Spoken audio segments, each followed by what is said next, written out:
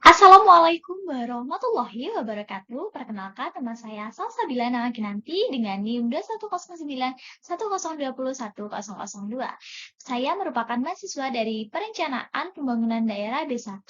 Pada kali ini saya akan membahas terkait tugas perencanaan pembangunan daerah dengan dosen pengampu Bapak Sukron Makmum, SOS MSI.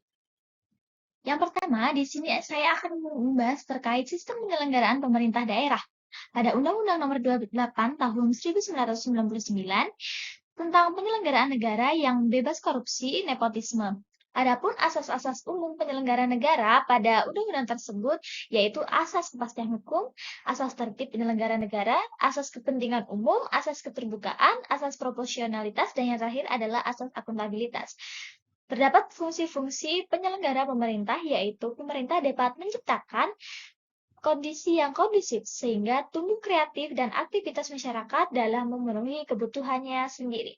Maka dari itu, pemerintah harus mampu untuk melayani masyarakat, mengayomi masyarakat, dan memberdayakan masyarakat, termasuk BUMN dan BUMD, selaku aparatur perekonomian negara atau daerah. Pemerintah daerah adalah penyelenggara urusan pemerintah oleh pemerintah daerah dan Dewan Perwakilan Rakyat Daerah menurut asas otonomi. Selanjutnya di sini saya akan bahas terkait desentralisasi pemerintahan. Desentralisasi sendiri adalah penyelenggara pemerintah daerah yang diatur oleh pemerintah daerah serta DPRD. Maka pemerintah provinsi, kabupaten, dan kota dapat mengatur dan mengurus sendiri pemerintahannya sesuai asas otonomi. Tertuang pada pasal 18 dan 19 ya, ayat 2 Undang-Undang 1945.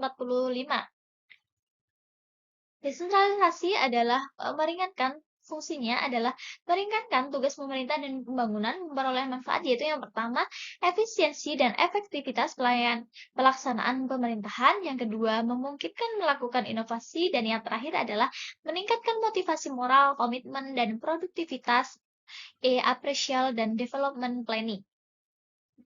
Selanjutnya adalah otonomi daerah dan juga dekonsentrasi serta tugas pembantuan. Otonomi daerah sendiri secara prinsipal yaitu kewenangan otonomi kepada suatu pemerintah daerah dimaksudkan untuk memaksimalkan penyelenggaraan fungsi-fungsi pokok pemerintahan yang mencakup pelayanan, pemberdayaan, dan pembangunan. Otonomi daerah itu sendiri berhak atas hak, wewenang, dan juga mengurus rumah tangganya sendiri. Selanjutnya adalah dekonsentrasi dan tugas pembantuan. Sharma dan Rendelli mengemukakan dekonsentrasi merupakan bagian dari desentralisasi, yang mana dekonsentrasi merupakan pembagian kewenangan dan tanggung jawab antara departemen pusat dengan pejabat pusat di lapangan. Menurut undang-undang, tugas pembantuan adalah penugasan dari pemerintah pusat kepada daerah otonom untuk melaksanakan sebagian pemerintahan untuk menjadi kewenangan pemerintah pusat. Tugas pembantuan itu juga berarti penugasan dan pemerintah daerah, provinsi kepada daerah, kabupaten, atau kota untuk melaksanakan sebagian urusan pemerintahan yang menjadi kewenangan daerah atau provinsi. Seperti itu. Selanjutnya adalah tantangan pembangunan daerah. Seperti halnya pembangunan yang lainnya, pembangunan daerah pun memiliki tantangan yang pertama, yaitu permasalahan pembangunan ekonomi. Ada meningkatnya pengangguran dan kemiskinan, masih rendahnya profesionalisme aparatur pemerintah daerah, dan yang terakhir yaitu masih rendahnya efisiensi dan efektivitas kinerja kelembagaan. Selain itu, ada masalah pembangunan prasarana wilayah yang seperti saya tampilkan di layar, yaitu terbatasnya tingkat pelayanan jaringan, transportasi antar dan intra wilayah, meningkatnya masalah kelangkaan air bersih dan air minum, serta menurunnya kapasitas pembiayaan untuk memenuhi kebutuhan infrastruktur. Selain itu juga terdapat 5 indikator menurut Dedita Tiksen tahun 2005, yaitu pendapatan per kapita, struktur ekonomi, urbanisasi, angka tabungan, serta indeks kualitas hidup. Dalam perencanaan dan penganggaran daerah, dalam melakukan proses penyusunan rencana kerja daerah atau RKPD, dalam hal ini anggaran sebagai alat perencanaan manajemen untuk mencapai tujuan organisasi. Merencanakan tindakan apa yang dilakukan oleh pemerintah, berapa biaya yang dibutuhkan, dan berapa hasil yang diperoleh dari belanja pemerintah tersebut. Selanjutnya yaitu desentralisasi fiskal. Apa sih desentralisasi fiskal? Menurut Wahyudi Kumtoro tahun 2008, desentralisasi fiskal sebagai penyerahan sebagian atau tanggung jawab fiskal atau keuangan negara dari pemerintah pusat kepada jenjang pemerintah di bawahnya, seperti provinsi, kabupaten, serta kota, yang meliputi penyerahan beban tugas pembangunan, penyedia pelayanan publik, dan sumber daya keuangan dari pemerintah pusat ke pemerintah daerah sehingga tugas itu lebih dekat dengan masyarakat. Selanjutnya yaitu dana perimbangan atau dana transfer. Dana perimbangan ini merupakan dana yang bersumber dari penerimaan anggaran pendapatan dan belanja daerah atau APBN yang dialokasikan kepada daerah untuk membiayai kebutuhan daerah.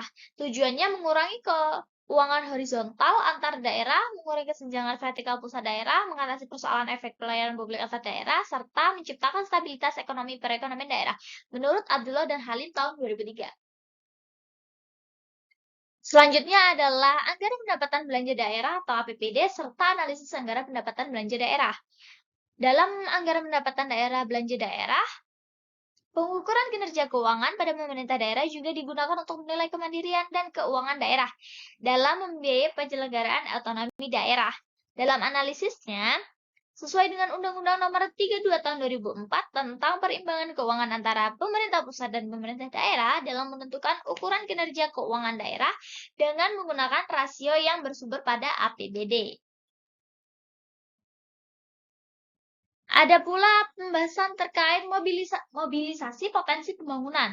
Investasi adalah motor penggerak bagi pertumbuhan ekonomi. Melalui penerapan otonomi daerah, diharapkan muncul pusat-pusat kekuatan baru di dalam daerah bidang ekonomi, sosial, dan juga politik. Melalui strategi pengembangan potensi ekonomi daerah, kemudian dan ditetapkan pasar bagi produk-produk yang dihasilkan juga masuknya investasi daerah. Dan yang terakhir adalah pelaksanaan pembangunan. Dalam kaitan desentralisasi otonomi daerah, integrasi yang perlu mendapatkan penekanan adalah integrasi nasional. Kaitannya dengan tetap utuhnya Negara Kesatuan Republik Indonesia, bahwa diskresi pemerintah daerah dalam melakukan pembangunan daerah harus senantiasa memahami integrasi nasional sebagai karakteristik suatu daerah otonom dalam pelaksanaan pembangunan yang berkarakter. Sekian dari saya, kurang lebihnya mohon maaf. Wabillahi taufiq wal hidayah. Wassalamualaikum warahmatullahi wabarakatuh.